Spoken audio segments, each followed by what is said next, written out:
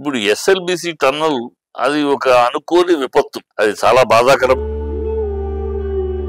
విషయం. 8 మంది ఆ గోడకు అటుపక్క ఇరుక్కుపోయి ఉండటం అంటే ఎవరినో ఒకరిని నిందించడం కాదు, ఎవరిని అబాధ్యత అనడం కాదు. ఇది కొన్ని సందర్భాల్లో ఇలాంటి టనల్స్ లో అనుకోని పరిస్థితుల్లో అనుకోని జరుగుతూ ఉంటాయి. దీనికి ఒకళ్ళని బ్లేమ్ చేయటమో, ఒక ప్రభుత్వాన్ని నిందించటమో నైతికంగా నేను అంగీకరించాను. ఆ విషయం కాంగ్రెస్ ని వ్యతిరేకిస్తాను, అది వేరు విషయం. రాజకీయంగా వ్యతిరేకిస్తాను. ఇలాంటి సందర్భాల్లో ఇది ఒక ప్రభుత్వాన్ని మీద నింద వేయటం కానీ, ప్రభుత్వాన్ని నిందించడం కానీ, ప్రభుత్వ నిర్లక్ష్యం అంటాం కానీ కాదు. ప్రభుత్వం ఏం చేయగలదు? దానికి ఎక్స్పర్ట్స్ పిలిపించి చేస్తుంది. జరిగింది కన్స్ట్రక్షన్ అప్పుడు ఆ దిమ్మలు ఒకదాని మీద ఒకటి పెట్టి చేస్తూ ఉన్నారు. చేసిన దాంట్లో ఒక పై దిమ్మలో నీరు చేరి దాంతో అది పడిపోయింది. అటుపక్క 8 మంది ఇరుక్కుపోయారు, ఇటుపక్క ఉన్నాడు బయట రాగలిగారు. ఇది ఎవరు కావాలని చేసేదో, అలక్ష్యంతో చేసేదో, ప్రాణాలు పణం పెట్టి పనిచేసే వాళ్ళు అలక్ష్యంతో చేయరు కదా. ఆవేశంలో మాట్లాడతాం, బాధకరంగా అయ్యో పాప అనేస్తాం, కానీ అది కరెక్ట్ కాదు. అది భగవంతుడు సజీవంగా రావాలి, వాళ్ళ ఆరోగ్యం బయటికి రావాలని. అక్కడేమో నీరు బురదట, ఆ పడిపోయిన మొత్తం నీరు బురద చేరిపోయింది. మరి భగవంతుడు వాళ్ళని రక్షించాలి. వాళ్ళ కుటుంబీకులు ఎదురు చూపులు చూస్తున్నారు. వాళ్ళ కుటుంబీకులు ఒక్కొక్కరు ఎక్కడి నుంచో బయట నుంచి, జార్ఖండ్ నుంచి ఇంకెక్కడి నుంచో వచ్చి పని చేస్తున్న వాళ్ళు కూడా వాళ్ళలో ఉన్నారు. ఒక మన వాళ్ళే కాదు, ఇంకా అమెరికన్ అని కూడా వింటున్నాం. అది ఎంతవరకు వాస్తవం తెలీదు. అమెరికన్ నుంచి వచ్చిన వర్కర్స్ కూడా దానిలో ఉన్నారని, అందుకనే పిఎం దాకా వెళ్ళింది. పిఎం దాని గురించి కూడా సాధించడం జరుగుతుంది. విదేశీ ఎక్స్పర్ట్స్ దాంట్లో పనిచేస్తున్నారని.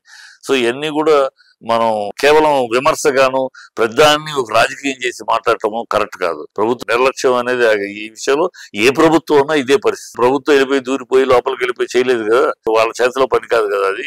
ఆ ఎక్స్పర్ట్సే వెళ్ళాలి, ఆ ఎక్స్పర్ట్సే వెళ్ళి దాన్ని ఛేదించుకు రావాలి. కనుక ఎక్స్పర్ట్స్ ఎంగేజ్ చేశారు, వాళ్ళు చేస్తున్నారు. వీళ్ళ వల్ల కాకపోతే మరి ఇంకా విదేశాల నుంచి తెప్పించాల్సి వస్తే తెప్పిస్తారు. అంతకన్నా మించి ప్రభుత్వం ఏం చేయగలరు? కనుక ప్రభుత్వాన్ని ఈ విషయంలో విమర్శించడం కరెక్ట్ కాదు. కట్టడం ఎవరో వీళ్ళు ప్రభుత్వం కట్టదు కదా, ఒక ఎక్స్పర్ట్ వాళ్ళకే ఇచ్చింది. అది మళ్ళీ అక్కడ చేర్చడానికి ఒక మిషన్ పెట్టి అది తీసుకెళ్లి పెట్టడం. దాంట్లో ఎక్స్పర్ట్ అయిన వాళ్ళు ఆ విభాగంలో బాగా ఆరితేరిన వాళ్ళనే పెడతారు. వాళ్ళనే పెట్టినా ఒక్కొక్కసారి ఉపద్రవం అన్ని సజావుగా ఉన్నప్పుడు ఒక్కొక్కసారి జరుగుద్ది అట్లాగా. అది ఎవరో కావాలని చేసేది కాదు. అనుకోని పరిస్థితులు ఒక జరగడానికి ఒక ఉపద్రవం అది జరిగింది. వాళ్ళు బయటకు రావాలి, దానికోసం ప్రార్థిద్దాం అందరం. ఆ 8 మంది బయటపడాలి. పాపం వాళ్ళ భార్య బిడ్డలు ఎంత వేదనలో ఉన్నారో, వాళ్ళ కుటుంబీకులు ఎంత బాధపడుతున్నారో, కళ్ళలో నిప్పులు పెట్టుకుని ఎదురు చూస్తున్నారు. మా వాళ్ళు వస్తారా, మా వాళ్ళు బతికి బట్ట కడతారా.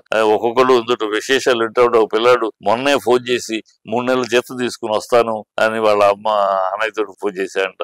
ఇంకొక అన్నయ్య ఏమో తన తమ్ముడు అక్కడ వద్దురా అంటే, లేదు నేను అక్కడ సంపాదించేసి సొంత ఇల్లు కట్టుకోవాలి వస్తానని, వద్దంటే కూడా వెళ్ళాడు అని.